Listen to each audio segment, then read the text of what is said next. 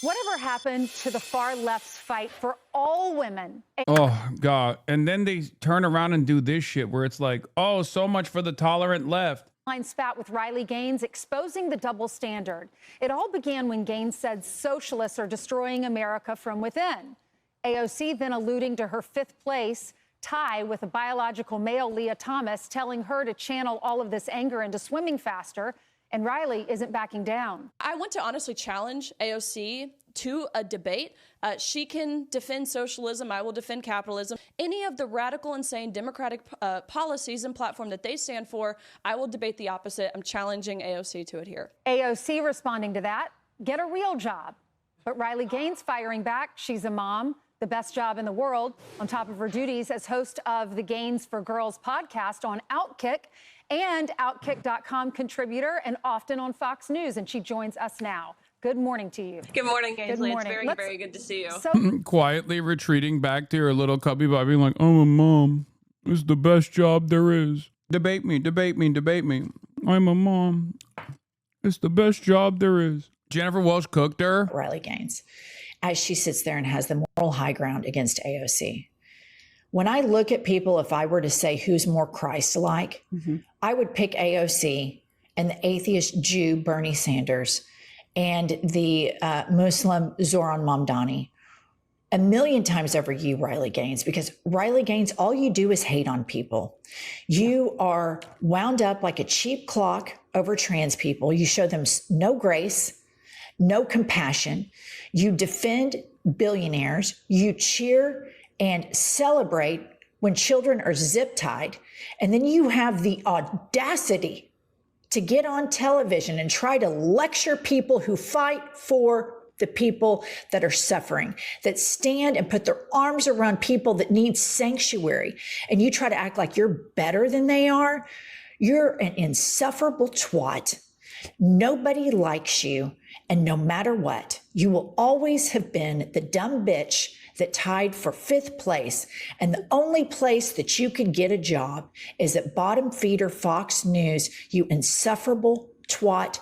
Nobody likes you except for the other fake Christians that enjoy in their spare time watching children get zip tied and then sit there and justify it while they read the Bible with their hideous crucifixes around their necks. So, oh my God. Oh my God. What did she say? Look at her response. They say these things about me merely because I said men are not women. That's it. If you share that belief, they think the same about you.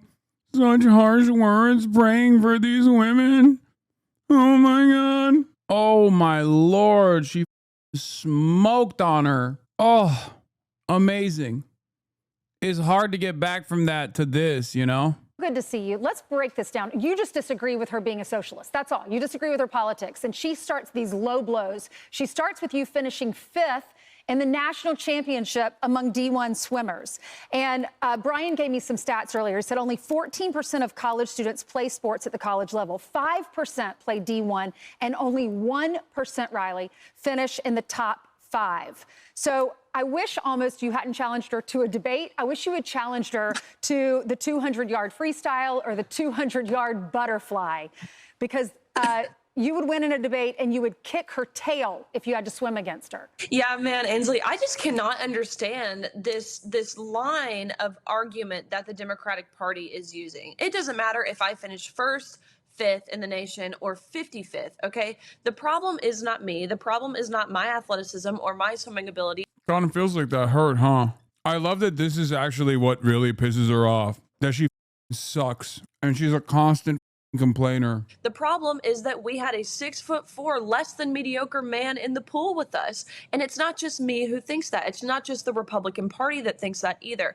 Every Gallup poll shows even 60 to 70% of her own party, the Democratic Party, agrees that it's wrong to put men in women's sports. So why in the world does AOC and other Democratic leaders, why do they continue to double down? It's because there were 4 cis women that beat your ass, loser, and the 6th place person didn't make it her life's mission to endlessly complain. They went back to the drawing board. I don't think Republicans will ever understand that the reason why people despise them is because they're just endless, perpetual victims, endless complainers, constantly just like, oh my God, it wasn't my fault.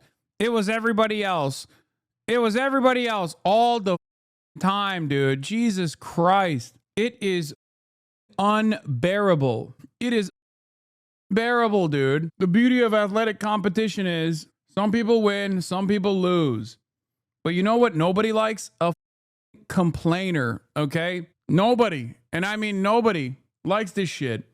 And the only reason why you can tie yourself to any sort of national relevance is by constantly dunking on trans people. You're a sore loser. No matter what you do, you will never be known as anything but a person who lost that goddamn swim competition, okay?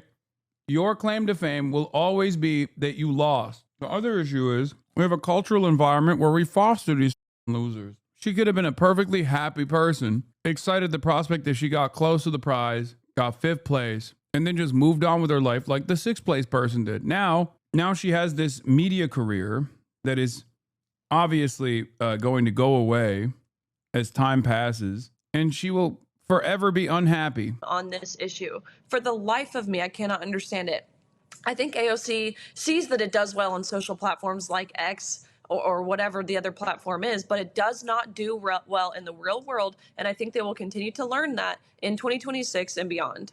Well, we have Tommy Tuberville. He weighed in on this. I know he's been a big supporter of yours. Just talking about. Actually, that's not true. Like, sure, when you ask people if they think trans women should compete among cis women, yeah, that's a broadly unpopular position. That can change, but it doesn't matter.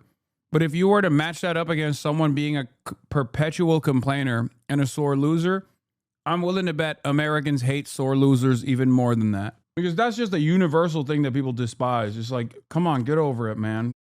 Get over it. How the left, their mantra is to support all women. And if you look back at Hillary Clinton in her 2016 presidential campaign, she said there's a special place in hell for women who don't help each other. Tommy Tuberville said she's talking about you, a 5-time SEC champ, 12-time NCAA All-American, not to mention she's a patriot who has fought every day for women's girls. Meanwhile, AOC thinks women's rights just means abortion. Even Riley, the Democratic Women's Caucus, I looked up their policies. Their policy agenda frames female solidarity as the foundation for achieving goals. We can disagree on politics, but why these low blows? Yeah, again, that's the question. Why these low blows? Republicans will literally talk about how AOC is a dumb bimbo that needs to be in prison or whatever. And then the moment that she like fires back a fraction of the animosity that she receives on a daily basis, and they're like, how could you do this to me? Like, shut the up. Who is this for, man? Jesus Christ, wake up. Get over yourselves. Holy. And it's not something you're seeing from the Republican Party. I will never forget, I went to the State of the Union, or I guess the joint address to Congress that President Trump gave earlier this year. And it was right after the Senate heard a vote on keeping men out of women's sports, where, of course, every single Democratic senator, men and women, voted in opposition of protecting girls in sports. But it was the most remarkable thing, because I walked in to that hall and I see all of the Democratic senators, all of the women wearing pink, to show how they stand with women, to show how they are the party of and for women, when just the day before they voted against our rights to equal opportunity. They voted against our rights to safety in our sports. They voted against our rights to privacy in areas of undressing. They are virtue signaling that's exactly what it is. It's virtue signaling at its finest. Yep.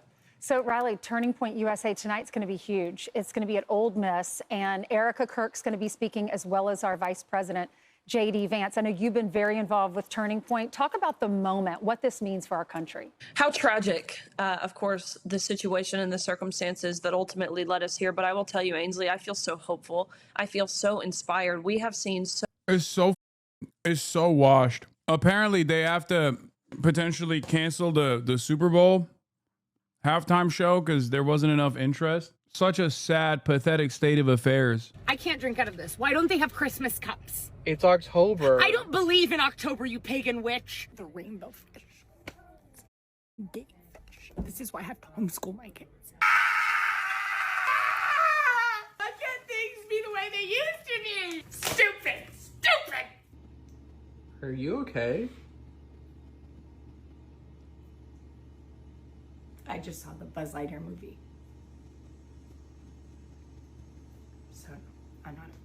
Hi, yes. Could I please speak with the CEO of TikTok? Okay, or can I speak to Donald Trump or someone who cares about me, because I have been continually assaulted all morning with footage from the 2025 Emmys. Okay, Seth Rogen, Hannah Einbinder, Owen Cooper, who's 15, by the way. He could probably fit right through my doggy door and explain pronouns to my toddler. Hello? Oh, breaking news. They're adding an autistic puppet to the cast of Sesame Street. I don't feel safe.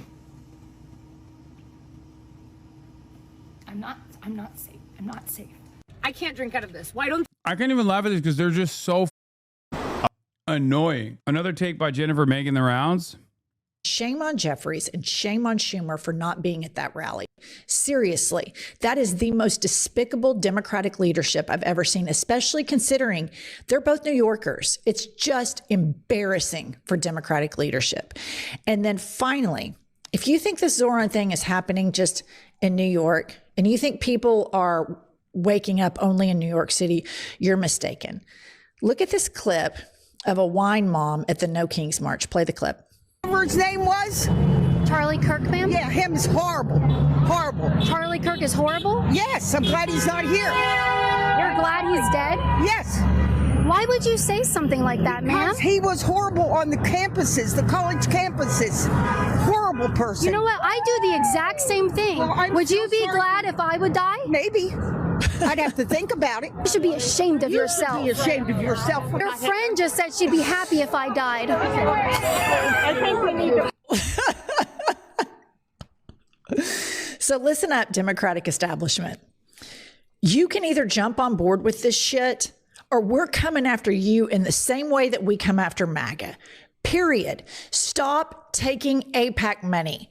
Go on an I'm sorry I took AIPAC money atonement tour if you want to stay in power. Stop missing out on these big rallies.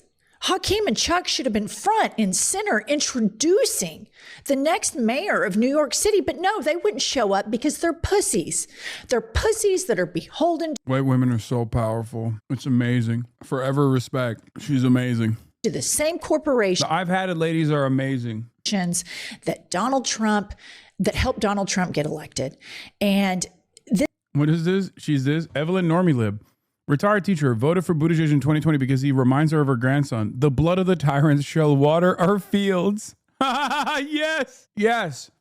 This is what's going on, bro. I'm not even like, I'm not wish casting. At first, I was wish casting a little bit, but now I'm seeing it happen. But white women predominantly voted for Trump. Sure. But there's a lot of them out there. Okay. And the ones that are on our side are not playing this mealy-mouthed centrist liberalism bullshit, it seems. And that's what's so popping. At least the ones that we do see them out there. Like it's the ones that do put themselves out there on the streets, on the protests, like their demands are much more radical than what the Democrats are presenting. is just an embarrassment. Kudos to Bernie, to AOC, to Zoran. And that woman out in somewhere middle America saying, Charlie Kirk, he was a racist, he was a piece of shit. There are so many more of us than there are of them. And these Democrats that continue to play patty cake with corporations and lobbyists, nobody wants that. Nobody wants you. We want politicians to speak freely and look at what the benefit is. Look at what is happening in New York. Yep.